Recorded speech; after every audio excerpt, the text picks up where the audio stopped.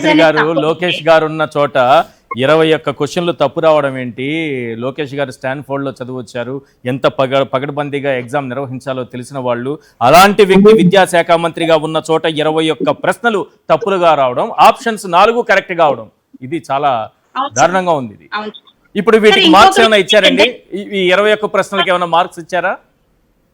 Sir marks కొంతమందికి ఒకలాగా ఇచ్చారు, కొంతమందికి అవి ఎలా వచ్చినాయి నాకు రాంగ్ ఇచ్చారు సార్. నాకు తెలిసిన ఒక అమ్మాయికి నేమ్ చెప్పొద్దు, ఆ అమ్మాయికి కరెక్ట్ ఇచ్చారు సార్. అంటే నాకు ఇస్తే ఆమెకి ఇచ్చిన సేమ్ యాజ్ ఇట్ ఈస్ గా ఇవ్వాలి, ఇస్తే అందరికీ ఇవ్వాలి కదండి. ఇప్పుడు రాంగ్ క్వశ్చన్ లోనే రాంగ్ ఆన్సర్ రాంగ్ ఉన్నప్పుడు, క్వశ్చన్ తప్పని తేలినప్పుడు వాటికి అన్నిటికీ మార్క్స్ ఇవ్వాల్సిందే కదా, అందరికీ ఇవ్వాల్సిందే కదా.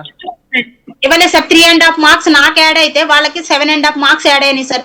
సేమ్ క్వశ్చన్స్ సేమ్ ఆన్సర్ ఆమెకి పెడితే.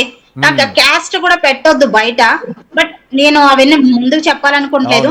కానీ డిఎస్సిలో ఎప్పుడు చెప్పుకోలేనంత హైయెస్ట్ స్కోర్ ఇది కాంపిటేటివ్ ఎగ్జామ్ అన్నప్పుడు నాకు తెలిసి 2018 డిఎస్సి నుంచి తెలుసు సార్, 65 to 70 మార్క్స్ వస్తాయి, హైయెస్ట్ వస్తాయి. ఎప్పుడు లేనంత అదిగా 93.5 మార్క్స్ వచ్చినాయి సార్. ఇది కాంపిటేటివ్ ఎగ్జామ్సా లేకపోతే ఏమైనా అసైన్మెంట్స్ స్కూల్లో పిల్లల చేత రాపిచ్చే ఎగ్జామా సార్?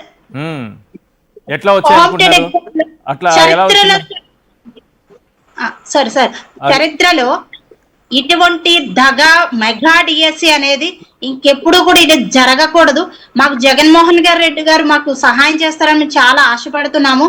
ఎందుకంటే స్పోర్ట్స్ అంటే సార్ మేము గేమ్స్ ఆడొచ్చినాం, మాకు ఎగ్జామ్ ఎందుకు 100 మార్క్స్ కండక్ట్ చేస్తారు సార్? ఈవెంట్స్ పెట్టాలి సార్. మాకు ఈవెంట్స్ అనేది 100% మాకు events 50 marks events 50 marks exam అనేది కండక్ట్ చేయాలి సార్. చంద్రబాబు నాయుడు గారి హయాంలోనే 2006 అండ్ 1996 అండ్ 2006 లో ఆయన ఈవెంట్స్ తీసుకొచ్చారు. 2008 డిఎస్సి లో కూడా ఈవెంట్స్ ఉన్నాయి. మా ఎగ్జామ్ కే ఎందుకు తారుమారు చేస్తున్నారు? నెక్స్ట్ డిఎస్సికి మాకు సిలబస్ ఏ విధంగా ఇస్తారో, సిలబస్ ఉంటుందా, ఈవెంట్స్ ఉంటాయా, మాకే కన్ఫ్యూజ్ ఉంది సార్. అంటే ఇప్పుడు కొన్నిటికి 421 పోస్టులకి డైరెక్ట్ గా తీసేసుకున్నారు కదండి, ఇది పాలసీ నిర్ణయం అని చెప్పారు, వెంటనే మళ్ళీ జీవో మార్చేశారు. అవును సార్, కొత్త జీవో ఇవ్వడం, రాత్రి మళ్ళీ తీసేయడం, ఈ పోస్టులు ఫిల్ కాగానే మళ్ళీ ఆ జీవోను మార్చేశారు. ఇది కూడా పాలసీ నిర్ణయమే, ఇది పాలసీ నిర్ణయమే, అదే పాలసీ నిర్ణయమే. అవును సార్. సార్ ధర్నా చౌక్ లో విజయవాడలో రిజల్ట్ రాకముందు మేము ధర్నా చేసాం సార్ శాంతియుతంగా. తర్వాత లోకేష్ గారిని కూడా కలవడం జరిగింది సార్, మాకు ఈవెంట్స్ పెట్టండి. అందరూ కూడా మేము గేమ్స్ నమ్ముకున్న వాళ్ళము, మాకు ఈవెంట్స్ కంపల్సరిగా రావాలి. ఎందుకంటే అన్ఫిట్ వాళ్ళందరూ కూడా మా ఎస్ఏపిఈలోకి ఫిజికల్ ఎడ్యుకేషన్ లోకి వస్తున్నారు, సిలబస్ తక్కువ ఉంటుందని.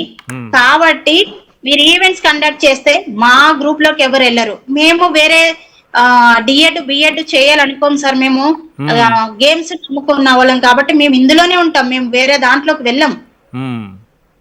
ఆ సబ్జెక్ట్ తక్కువ ఉన్నాయని చెప్పి అందరూ మా ఎస్ఏ సోషల్ రాస్తున్నారు, ఎస్జిటి రాస్తున్నారు, అన్ని రాస్తున్నారు.